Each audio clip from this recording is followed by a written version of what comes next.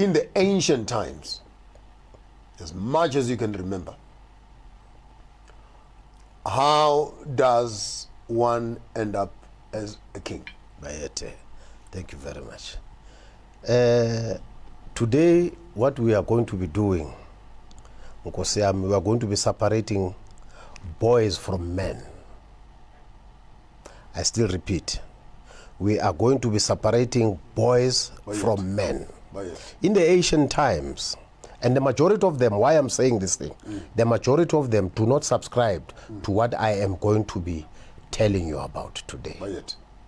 In the ancient times, if you remember, when we spoke about Dlomo Nqangi, Dlomo the first, who came out of the waters of the river Nile, next to the reeds, who was wearing the leopard skin with his wife, who came with a mandate from heaven, appointed in heaven as the king, to be the custodian of the universe.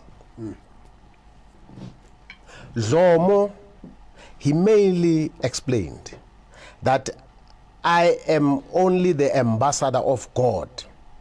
Why did he say that? Because there are qualities that makes you to be a king. Those qualities have to do with spirituality. And not just ordinary spirituality, but a divine spirituality that you are aligned to. And that spirituality, it connects you with the Creator. It connects you with the cosmos. It connects you with the waters. It connects you with the world at large. And then it makes you to see things that no human can see. Members who are to be complementing what you are to do as a king should also have those qualities. Now, a king is somebody who's divine. And I still repeat it again, who is divine, who does not have blood in his hand. As somebody who's clean spiritually, somebody who is a seer, somebody who connects with God because he takes orders from upstairs. Not what you see today. Lot of kingdoms that you see today, I'll go back and give you qualities, but I need to emphasize this one. Lot of kingdoms that you see today are a man-made kingdoms that their foundation is constructed with blood. And those are not kings, are not kingdoms. As I was talking about the divinity, a king is somebody that in his community, the people would go for a divine intervention. Is the person, if the people around they're having problems, they know that when they enter that palace, that space of the palace, they are going to be healed. They know that if there's a problem, when they've met with the king, that problem is over, because the king is somebody who is placed on earth by God. He's a representative of God. He's the man who communicates with God.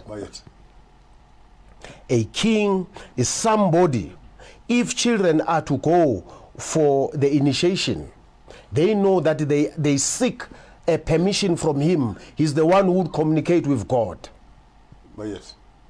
When children are to go and celebrate, or the communities are to celebrate the existence of Dlomo Nqangi the first, they know that when they carry those reeds, they know that this is the man who would then connect us with Dlomo, who would connect us with God in terms of rituals.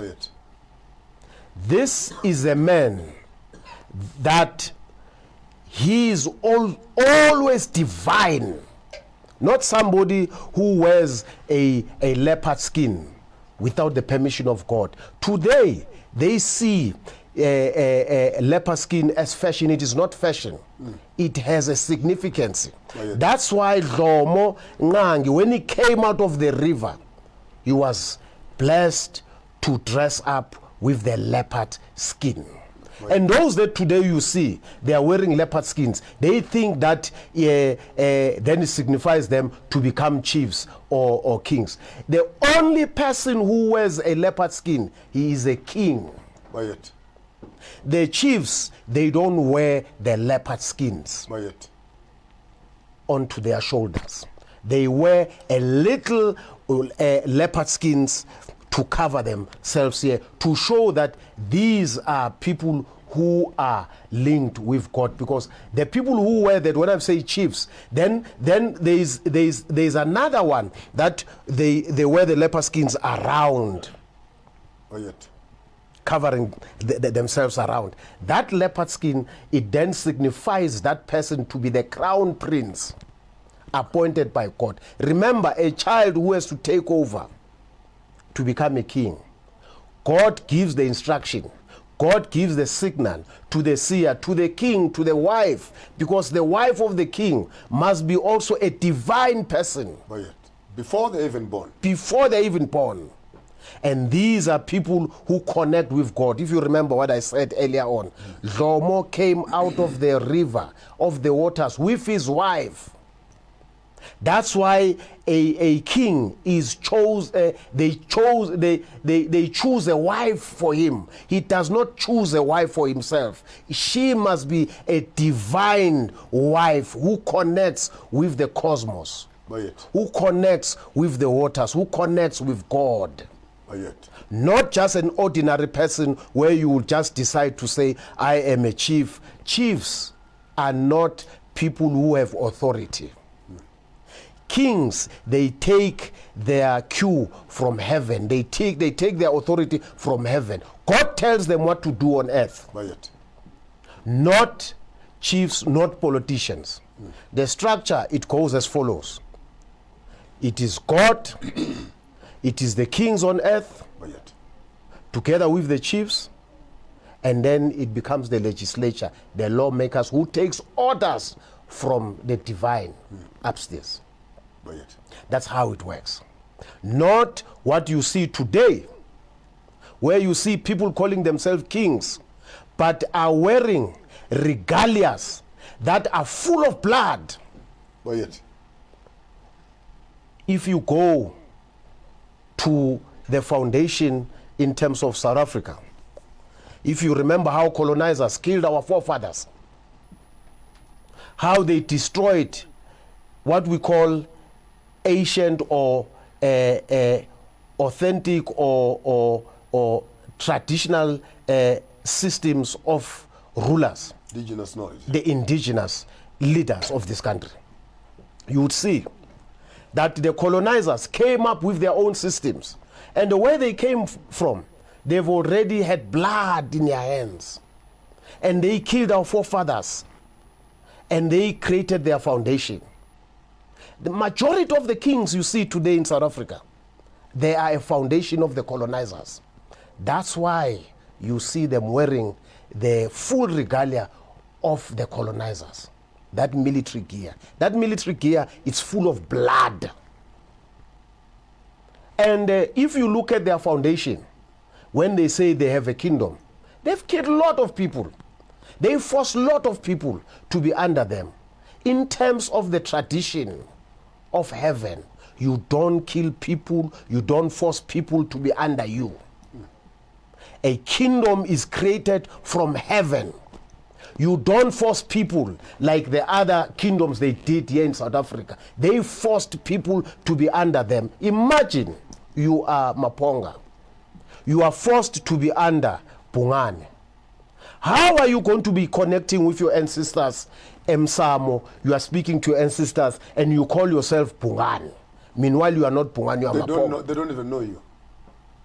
This is the system that was created by the British here in South Africa. Everybody calls himself with a certain name. I am Zulu. Imagine all these people that were forced by Shaka to be under this particular blooded kingdom. It's a blooded kingdom. Let me repeat again. It's a blooded kingdom because the foundation was founded with blood. What I am talking about, it's a kingdom that does not have blood. You can want to justify it today. Based on that foundation, leader of the same foundation, you put the crosses on the table. You put the statue of Mary. You want to address your people. You want to say to your people, mina ngisindisiwe manje. It does not work that way. Let me repeat it. It does not work. Your foundation is full of blood.